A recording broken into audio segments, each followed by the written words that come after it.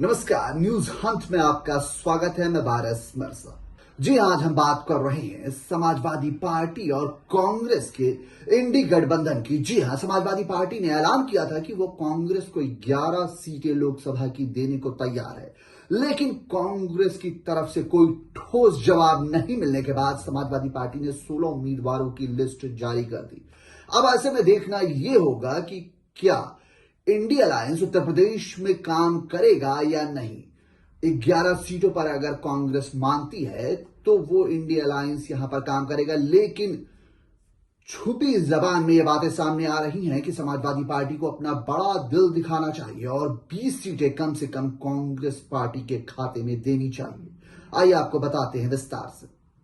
क्या सपा कांग्रेस के बीच ठीक नहीं है सब कुछ? जहां राहुल प्रियंका ने डाला था डेरा, वहां सपा ने ठोकी ताल। कांग्रेस पार्टी के कद्दावर नेताओं की सीट पर भी समाजवादी पार्टी ने अपने प्रत्याशी उतारकर सियासी ताल ठोक दी। ऐसे में राजनीतिक गलियारों में बड़ा सवाल यही उठ रहा है कि क्या इंडिया गठबंधन में शामिल समाजवादी पार्टी और कांग्रेस के बीच सब कुछ ठीक नहीं चल रहा है।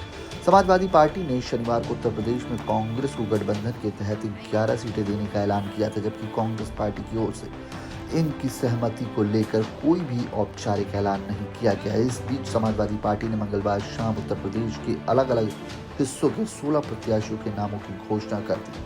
अब इसके साथ ही सियासी गलियारों में चर्चा इस बात की सबसे ज्यादा रही कि जिन 16 सीटों पर समाजवादी पार्टी ने प्रत्याशी घोषित किए हैं, उनमें कुछ सीटों पर तो कांग्रेस बीते काफी समय से न सिर्फ मेहनत करती आ रही थी, बल्कि राहुल प्रियंका समेत तत्कालीन कांग्रेस शासित सभी राज्यों के मुख्यमंत्री ने उन सीटों पर डेरा तक डाल दिया था। कांग्रेस पार्टी के कद्दावर नेताओं की सीट पर भी समाजवादी पार्टी ने अपने प्रत्याशी उतारकर सियासी ताल ठोक दी है। ऐसे में राजनीतिक गलियारों में बड़ा सवाल यही उठ रहा है कि इंडिया गठबंधन में शामिल समाजवादी पार्टी और कांग्रेस के बीच कुछ ठीक नहीं चल रहा है। इसी शनिवार को समाजवादी पार्टी के मुखिया अखिलेश यादव ने गठबंधन में शामिल कांग्रेस को उत्तर प्रदेश में 11 सीटें देने की घोषणा की थी।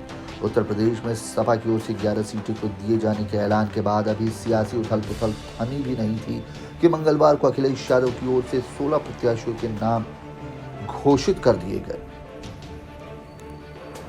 समाजवादी पार्टी के वरिष्ठ नेता और लखीमपुर के पूर्व सांसद रवि वर्मा ने कुछ दिन पहले ही पार्टी का दामन छोड़ कांग्रेस का हाथ थामा था। सियासी गलियारों में कहा यही जा रहा है कि लखीमपुर में कांग्रेस ने केंद्रीय गृह राज्य मंत्री अजय मिश्रा टेनी के बेटे के मामले के बाद माहौल बनाया था। पूर्व सांसद रवि वर्मा और कांग्रेस को अनुमान यही है कि गठबंधन में कम से कम ये सीट तो उनके हिस्से आएगी। दरअसल रवि वर्मा और उनकी मां उषा वर्मा समेत उनके पिता पूर्व केंद्रीय मंत्री बाल गोविंद वर्मा कई दशकों तक इसी लखीमपुर जिले की सीट से प्रतिनिधित्व करते आए हैं।